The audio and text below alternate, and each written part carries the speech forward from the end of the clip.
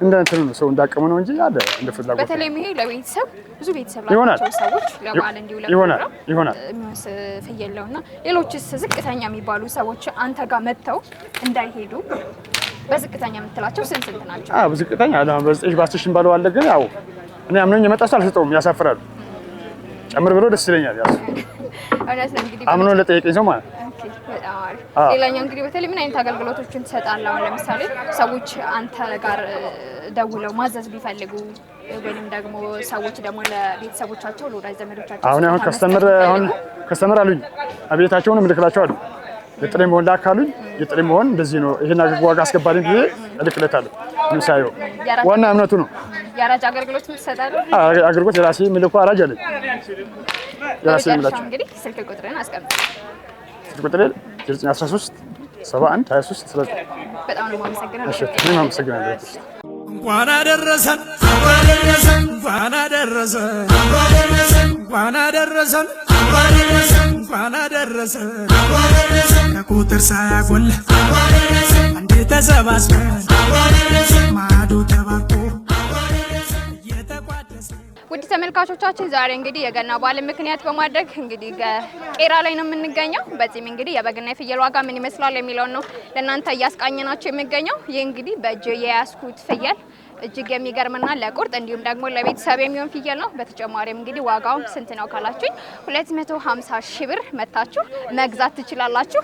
እንኳን አደረሰን እንኳን አደረሰን እንኳን አደረሰን እንኳን አደረሰን ከቁጥር ሳያጎል አንዴ ተሰባስበን ማዶ ተባቆ